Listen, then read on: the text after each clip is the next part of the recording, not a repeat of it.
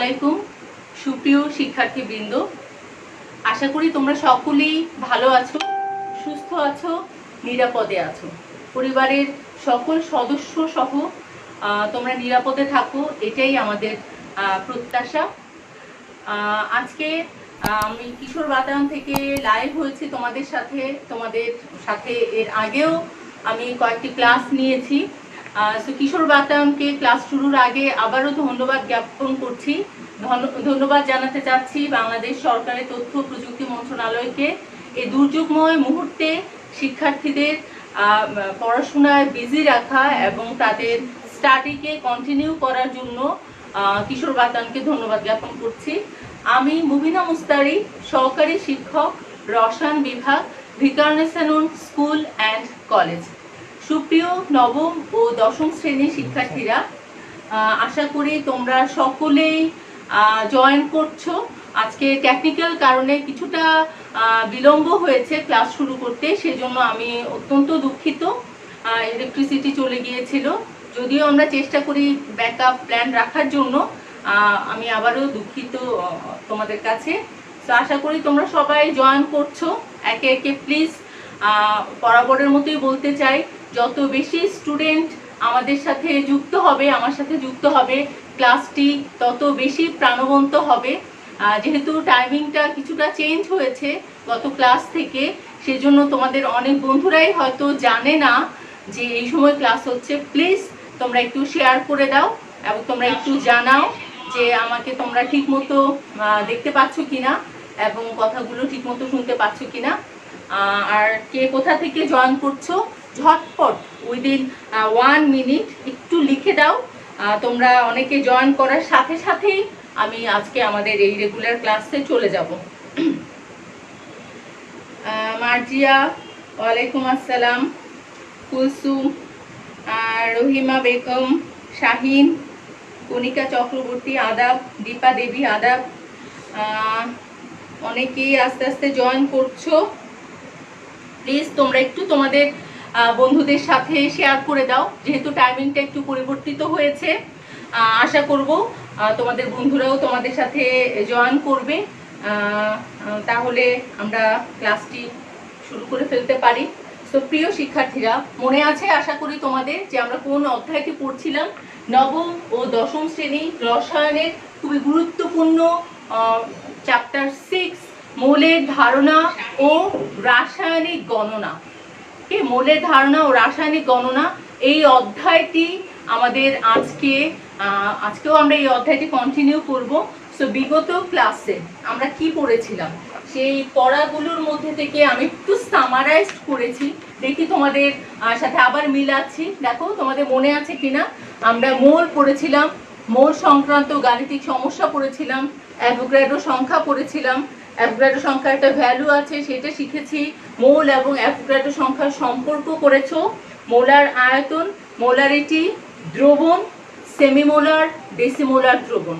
Molarity এবং molarity সংক্রান্ত যে গাণিতিক সমস্যাগুলো ছিল সেগুলো আমরা সমাধান করেছি। কিছু সূত্র আমরা পড়েছি to find the value of N, mole সংখ্যা বের করার, এবং আমরা মোলারিটি বের করার অথবা কত গ্রাম এই অ্যামাউন্টটা বের করার জন্য এই সংজ্ঞা, এই সূত্রগুলো আমরা পড়েছি। আশা করি তোমরা এই টপিকগুলো সবাই খুব ভালোভাবে বুঝতে পেরেছো এবং প্র্যাকটিস করেছো। মনে হয় না তোমাদের এই সংক্রান্ত কোনো সমস্যা আছে। আমরা আজকে চলে যাব আমাদের পরবর্তী লেসনে। সো ডিয়ার স্টুডেন্ট, আমরা বরাবরের মতোই আমি বলে নিতে চাই আজকের আমরা যা পড়বো সেই পড়ার শিখন ফলটা কি হবে। আমরা আজকে শতকরা সংযুক্তি থেকে স্থূল ও আণবিক সংকেত নির্ণয় কিভাবে করতে হয় সেটা করব, এবং মৌল ও রাসায়নিক সমীকরণ সংক্রান্ত গাণিতিক যে সমস্যাগুলো আছে সেই সমস্যাগুলো আলোচনা করব। সো আজকে আমাদের ষষ্ঠ অধ্যায়ের পার্ট 3 আমরা পার্ট করে পড়ছি। পার্ট 1 এবং part 2 have already completed. Today will do part 3। Okay dear student, আমরা শুরু করতে চাই স্থূল ও আণবিক সংকেত দিয়ে। সবার আগে আমাদের জানতে হবে সংকেত কাকে বলে। ক্লাস 8 থেকেই তোমরা পড়ে আসছো প্রতীক কাকে বলে, সংকেত কাকে বলে। জাস্ট আমি ছোট্ট করে একটি রিভিউ করতে চাচ্ছি। যখন আমরা কোনো মৌলকে প্রকাশ করি তখন আমরা বলি প্রতীক। যদি আমি বলি what is the symbol of oxygen, অক্সিজেনের প্রতীক কি, তখন তোমরা লিখো ও, ও হচ্ছে অক্সিজেনের প্রতীক। আর যখন আমি বলবো what is the formula of oxygen, অক্সিজেনের সংকেত কি, তখন তোমরা লিখবে O2। তার মানে কোনো মৌল বা কোনো যৌগের কোনো মৌলকে আমরা প্রকাশ করার জন্য প্রতীক ব্যবহার করি, সিম্বল। আর যখন আমরা কোনো যৌগকে প্রকাশ করতে চাই অথবা কোনো অণু প্রকাশ করতে চাই তখন আমরা সংকেত ব্যবহার করি। যেমন পানির সংকেত, পানির সংকেত হচ্ছে H2O। আমি কিন্তু কখনোই বলবো না পানির প্রতীক কি, পানির প্রতীক হয় না, কারণ পানি হচ্ছে একটি যৌগ, যৌগের অণুকে বোঝানোর জন্য সংকেত লেখা হয়। এখন সংকেতটাকে জানার কারণ হচ্ছে আমরা আজকে যে গাণিতিক সমস্যাটি করব, প্রিয় শিক্ষার্থীরা আরেকটা জিনিস বলে নিচ্ছি, প্লিজ তোমরা ক্যালকুলেটর নিয়ে বসবে, কারণ যেহেতু এই অধ্যায়টা ম্যাক্সিমামই হচ্ছে গাণিতিক সমস্যা সংক্রান্ত, সেই জন্য আমি আশা করি তোমরা বেশি করে খাতা কলম এবং ক্যালকুলেটরটা মাস্ট নিয়ে বসবে। তো আমাদের এই সংকেতের জন্য বিভিন্ন রকমের সংকেত আছে। একটি সংকেত হচ্ছে স্থূল সংকেত, আর আরেক প্রকার হচ্ছে আণবিক সংকেত। আমরা এই সংক্রান্ত গাণিতিক সমস্যায় পড়ব, কিন্তু এছাড়াও কিন্তু অন্য আরেকটি সংকেত আছে যেটাকে আমরা বলি গাঠনিক সংকেত। তোমরা আরো আপার ক্লাসে গিয়ে অথবা এই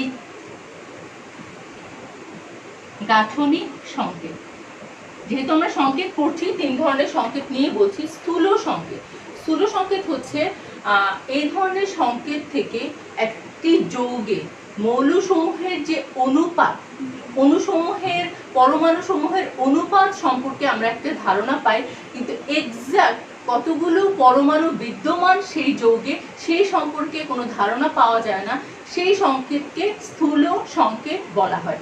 যেমন একটি যৌগের স্থূল সংকেত আমি লিখলাম CH, ইট মিনস দ্যাট এই যৌগটিতে যতগুলো কার্বন আছে ঠিক ততগুলোই হাইড্রোজেন আছে।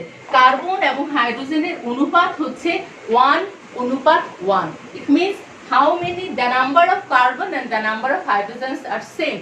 If there is 2 carbon there will be 2 hydrogen. So এরকম অনেক যৌগ আছে, যেমন আমরা একটা যৌগের নাম লিখতে চাই বেনজিন C6H6। এই সংকেতটি হলো বেনজিনের আণবিক সংকেত, আর CH হচ্ছে বেনজিনের স্থূল সংকেত। এখান থেকে আমরা এটা জানতে পারি যে এই যৌগটিতে কার্বন আছে, হাইড্রোজেন আছে, কিন্তু কতটি কার্বন বা কতটি হাইড্রোজেন এক্সাক্ট আছে আমরা জানি না। আর জানি হচ্ছে এখানে যতগুলো কার্বন আছে ঠিক ততগুলোই হাইড্রোজেন আছে। এখন হচ্ছে আমরা জানতে চলে যাচ্ছি আণবিক সংকেতে। আণবিক সংকেত হচ্ছে জাস্ট এই যে এটা দেখে আমরা ধারণা করতে পারছি একটি যৌগের এক্সাক্ট নাম্বার অফ অ্যাটমস যেখানে প্রকাশ করা হবে সেই সংকেতটিকে আণবিক সংকেত বলা হয়। তার মানে আণবিক সংকেত থেকে আমরা ধারণা করতে পারি সেই যৌগটি কোন কোন মৌল দিয়ে গঠিত এবং কোন মৌলের কতগুলো পরমাণু আছে। সো CH এটা হচ্ছে বেনজিনের স্থূল সংকেত, C6H6 হচ্ছে বেনজিনের আণবিক সংকেত। আবার কিছু কিছু যৌগ আছে যাদের স্থূল সংকেত এবং আণবিক সংকেত সেম, যেমন ওয়াটার, পানির স্থূল সংকেত H2O, পানির আণবিক সংকেত H2O। সালফিউরিক অ্যাসিড H2SO4, স্থূল সংকেত H2SO4, H2SO4, আণবিক সংকেত সেম, কখনো কখনো সেটা পরিবর্তন হয়। লাস্ট থাকছে হচ্ছে গাঠনিক সংকেত। গাঠনিক সংকেত মানে হচ্ছে কোন যৌগে মৌলসমূহ একে অপরের সাথে কি ধরনের বন্ধন করে আছে সেটাও বোঝা যাবে। যেমন আমরা পানিকে লিখতে পারি, পানির আণবিক সংকেত হচ্ছে H2O, গাঠনিক সংকেত হচ্ছে এরকম। তার মানে অক্সিজেন হাইড্রোজেন কিভাবে বন্ধন তৈরি করেছে সে বন্ধন আকারে আমরা দেখাচ্ছি, এই সংকেতটাকে বলছি আমরা গাঠনিক সংকেত। পরবর্তী ক্লাস সমূহে তোমরা গাঠনিক সংকেত সম্পর্কে আরো পড়বে, এটা খুবই ডিটেলস আলোচনা করা হয় রসায়নে। আশা করি তোমরা সংকেত, স্থূল সংকেত এবং আণবিক সংকেত এই অংশটুকু বুঝতে পেরেছো। খুবই সিম্পল। আমরা তাহলে গাণিতিক সমস্যা এই টপিকে চলে যাই। কিভাবে আমরা শতকরা সংযুক্তি থেকে কোনো যৌগের স্থূল সংকেত এবং আণবিক সংকেত বের করতে পারবো। খুবই simple mathematical problems, but very very important. মাত্র 3টি স্টেপ রয়েছে। এই 3টি স্টেপ একেবারেই সোজা। আমি বারবার তোমাদের ইনফ্লুয়েন্স করছি এই চ্যাপ্টার সম্পর্কে। তোমরা এই চ্যাপ্টারটি একটু মন দিয়ে পড়বে। অন্যান্য যে কোনো চ্যাপ্টার থেকে this chapter is very much easier, but you have to follow the steps. দেখো শিক্ষার্থীরা, আমি এখানে তোমাদের জন্য 2টি গাণিতিক সমস্যা অলরেডি লিখে রেখেছি। একটা একেবারে বই থেকে নেওয়া হয়েছে, আরেকটা আমাদের তৈরি করা, খুবই সিম্পল। তো দেখো, প্রথম যৌগটাতে প্রথম যেই সমস্যাটা আছে গাণিতিক সমস্যা, সেখানে বলা হয়েছে কোন যৌগের মৌলসমূহের শতকরা সংযুক্তি। তার মানে একটি যৌগে হাইড্রোজেন আছে 2.04%, সালফার আছে 32.65% and oxygen is present 63.30%। এই যৌগটির স্থূল সংকেত নির্ণয় করতে হবে। তার মানে এই যে যৌগটি আছে সেটা আমরা স্থূল সংকেত নির্ণয় করব। তো আমরা যখন সমাধান করব, সমাধানের প্রথম স্টেপ, প্রথম ধাপ কি হবে? যে কোনো গাণিতিক সমস্যা যেখানে স্থূল সংকেত অথবা আণবিক সংকেত নির্ণয় করতে হবে, প্রথম step second step is similar. আণবিক সংকেত নির্ণয় করার আগে আমাদের স্থূল সংকেত নির্ণয় করতে হবে। So the steps are similar. So will start with প্রথম ধাপ, ফার্স্ট স্টেপ। প্রথমে যে কাজটি করতে হবে, যে শতকরা সংযুক্তিগুলো যে মৌলের দেয়া আছে তাদের নিজ নিজ পারমাণবিক ভর দিয়ে শতকরা সংযুক্তিগুলোকে ভাগ করতে হবে। তার মানে প্রথম ধাপে আমরা লিখতে পারি মৌলসমূহের নিজ নিজ পারমাণবিক ভর দিয়ে শতকরা সংযুক্তি করে পাই। তার মানে প্রথমে আমাদের হাইড্রোজেনের শতকরা সংযুক্তি দেয়া আছে 0.04 আর হাইড্রোজেনের পারমাণবিক ভর 1, we have divided with 1 and the value will be 2.04। তারপর হচ্ছে সালফার 32.65, সালফারের পারমাণবিক ভর 32। so if we divided this value we will get 1.02। and third, অক্সিজেনের শতকরা সংযুক্তি দেয়া আছে 63.30, অক্সিজেনের পারমাণবিক ভর 16। আমাদের এটাকে ডিভাইড করতে হবে, ডিভাইড করলে আমরা পাবো 4.08। সো প্রিয় শিক্ষার্থীরা, খুবই simple. First step has done.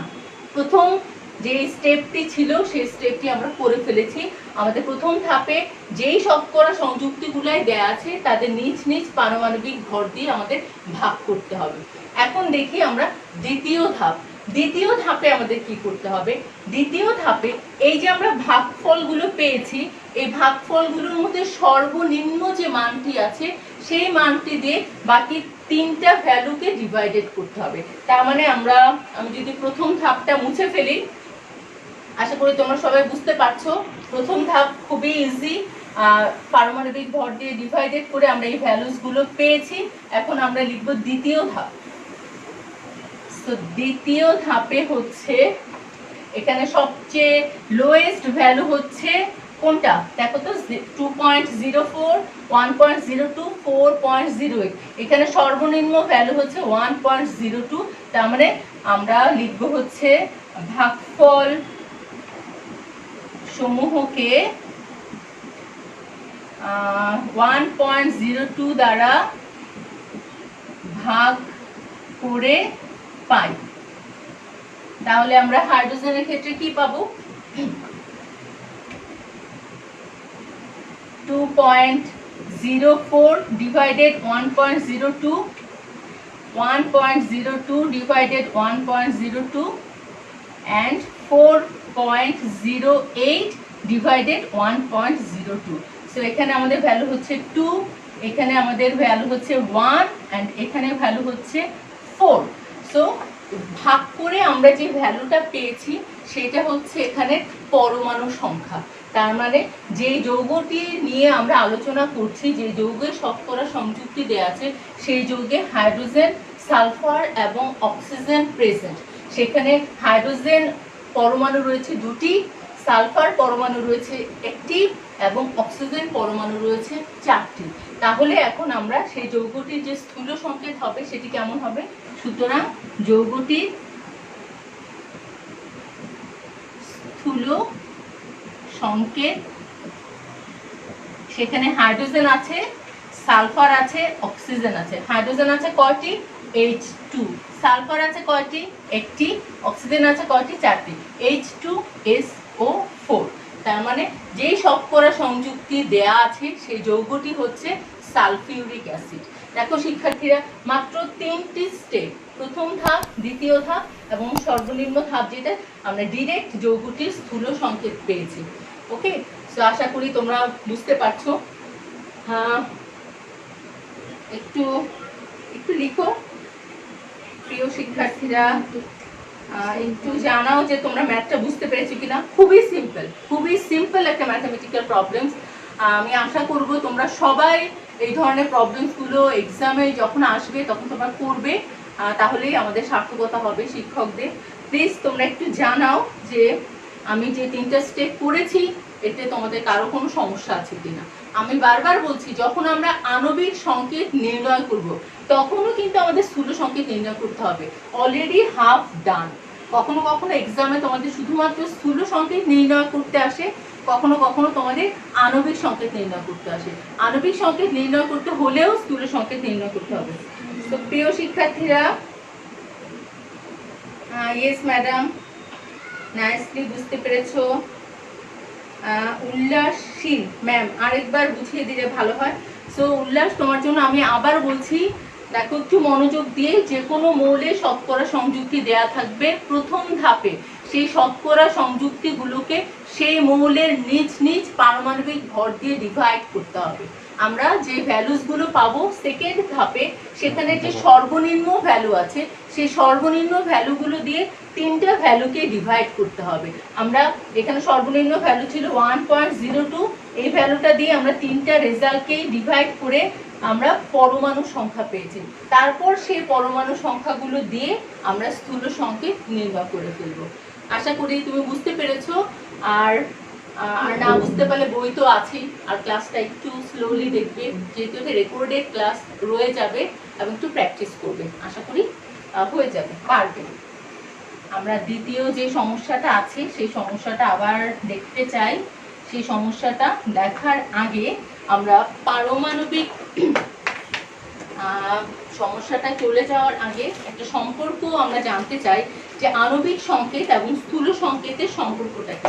যখন আমরা আণবিক সংকেত বের করতে হবে, how can we use the স্থূল সংকেত, স্থূল সংকেতটা কিভাবে ইউজ করে আমরা পারমাণবিক সংকেতে চলে যাবো। So there is a relation. সো রিলেশনটা হচ্ছে এরকম, আণবিক সংকেত ইকুয়ালস হচ্ছে স্থূল সংকেত, এর সাথে আমরা একটা n দিব। Okay, so dear students, you may ask what is n। আমরা n হচ্ছে মোল নাম্বার। ওকে, n এর ভ্যালুটা আমরা কিভাবে বের করব? সো আমরা n কে বের করতে পারি হচ্ছে মৌলের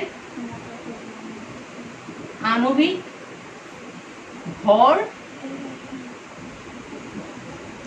ডিভাইডেড বাই, দেখো মৌলের আণবিক ভর ডিভাইডেড বাই স্থূল সংকেতের আণবিক ভর। এই সম্পর্কটা মাঝে মাঝে তোমাদের এমসিকিউতে আসে, যে নিচের কোন সম্পর্কটি সঠিক। খুবই ইজি একটি সম্পর্ক, কিন্তু মাঝে মাঝে ছোটখাটো ভুল করে ফেলো। দেখো আণবিক সংকেত, এখন একটা ইন্টারেস্টিং ব্যাপার হচ্ছে, যখন আমরা স্থূল সংকেত নির্ণয় করেছি শতকরা সংযুক্তি ছাড়া, এখানে কিন্তু অন্য কোনো ভ্যালু দেয়া হয়নি। তো যখন আমরা কোনো যৌগের আণবিক সংকেত নির্ণয় করব, সেই যৌগের এক্সাক্ট আণবিক ভর তোমাদের কোশ্চেনে দেয়া থাকবে। সেকেন্ড যে কোশ্চেনটা আছে, দেখো একটি যৌগে নাইট্রোজেন ও অক্সিজেনের শতকরা সংযুক্তি দেয়া আছে, সেই যৌগের আণবিক ভরও দেয়া আছে। আণবিক ভর ইউজ করেই আমাদের আণবিক সংকেত নির্ণয় করতে হবে। সো এখানে মৌলের যে আণবিক ভর দেয়া আছে সেটাকে যদি আমরা স্থূল সংকেতের আণবিক ভর দিয়ে ডিভাইড করি তাহলে আমরা n এর ভ্যালু পাবো। তারপর সেই n এর ভ্যালুটা আমরা কি করব, স্থূল সংকেতে বসিয়ে দেব। ওকে, এই ফর্মুলাটা ইউজ করেই আমরা এই দ্বিতীয় গাণিতিক সমস্যাটা করে ফেলবো, খুবই ঝটপট। সো শিক্ষার্থীরা কাগজ কলম নিয়ে দ্রুত রেডি হয়ে যাও। আমি চাই আমি করার আগেই, আমি ম্যাথটা কমপ্লিট করার আগেই তোমরা করে ফেলবে। সো ক্যালকুলেটর আছে আমার সাথে, ইটস দ্য কম্পিটিশন, দেখি কে আগে করতে পারে। তো আমরা দ্বিতীয় নাম্বার গাণিতিক সমস্যাটা করছি, প্রথম ধাপ। সো প্রিয় শিক্ষার্থীরা, প্রথম ধাপে কি করতে হবে আমাদের?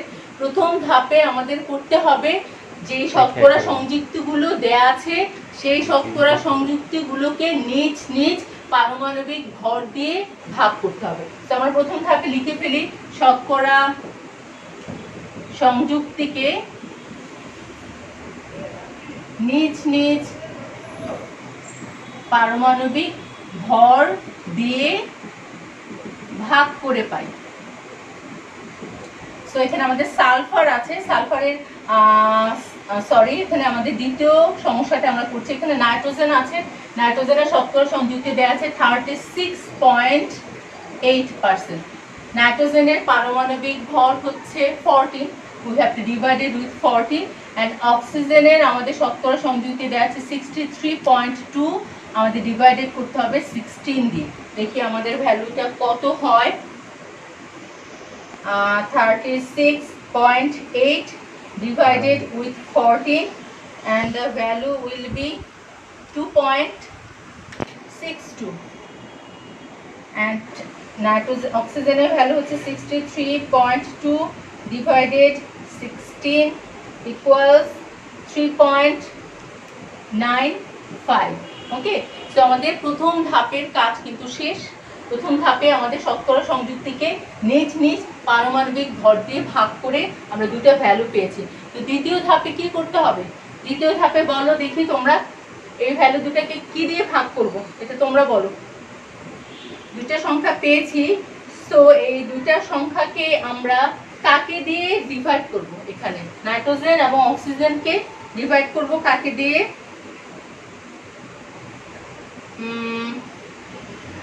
কাকে দিয়ে ডিভাইড করব বলো ঝটপট। দুইটা ভ্যালু পেয়েছি, নাইট্রোজেনের জন্য পেয়েছি 2.62, অক্সিজেনের জন্য পেয়েছি 3.95। দ্বিতীয় ধাপে এই দুটি ভ্যালুকে কাকে দিয়ে ডিভাইড করতে হবে?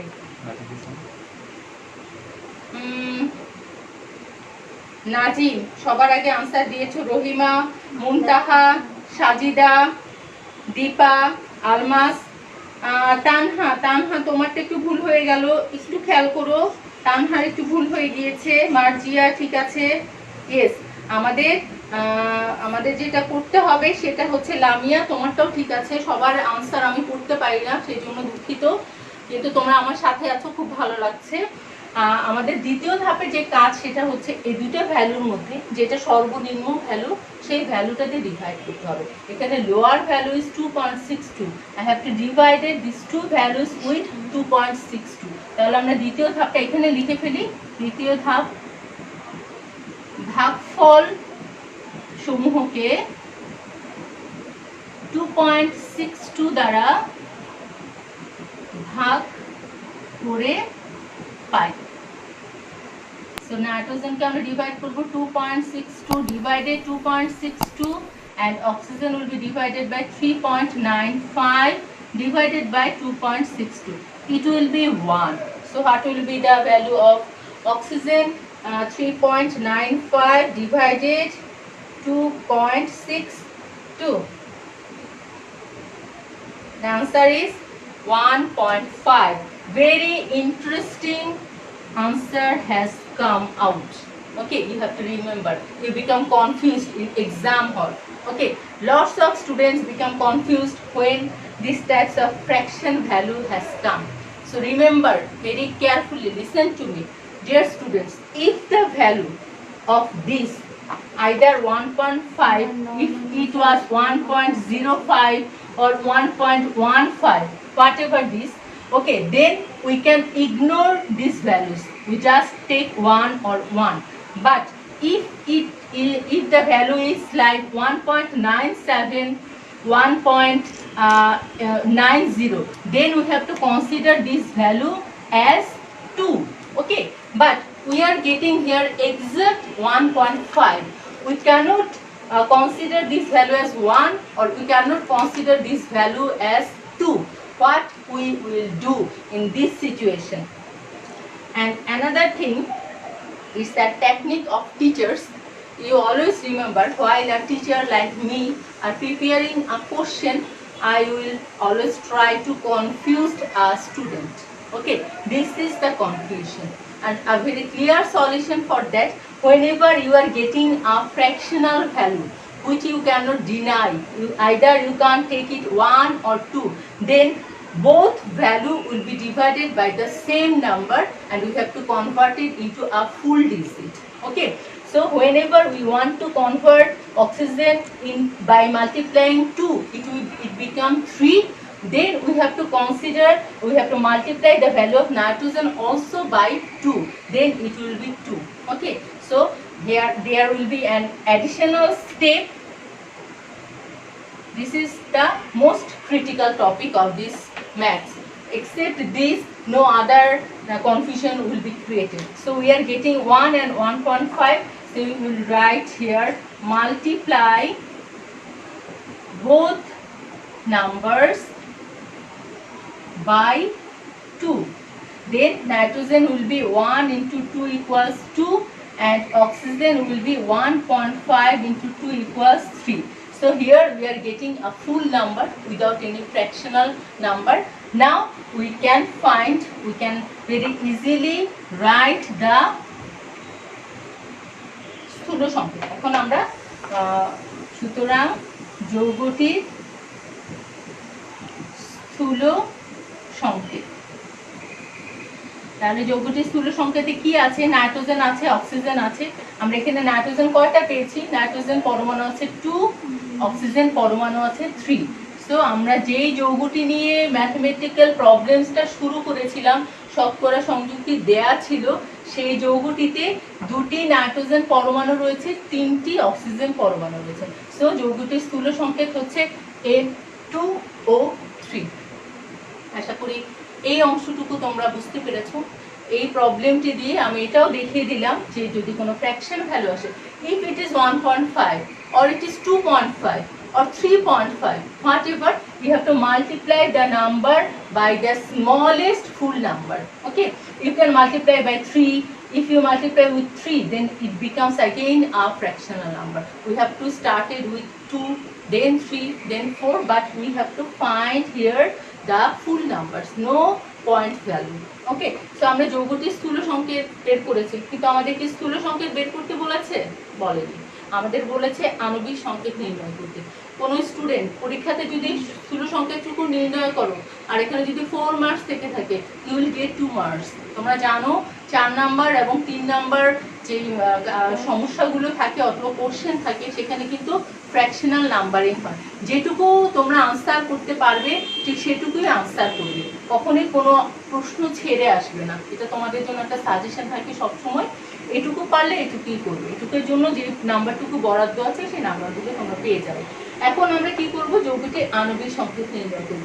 তো আণবিক সংকেতের ফর্মুলাটা কি ছিল? আমরা জানি যৌগের আণবিক সংকেত ইকুয়ালস স্থূল সংকেত n. এখন আমাদের n এর ভ্যালুটা নির্ণয় করতে হবে. n ইকুয়ালস যৌগের আণবিক ভর আর হচ্ছে স্থূল সংকেতের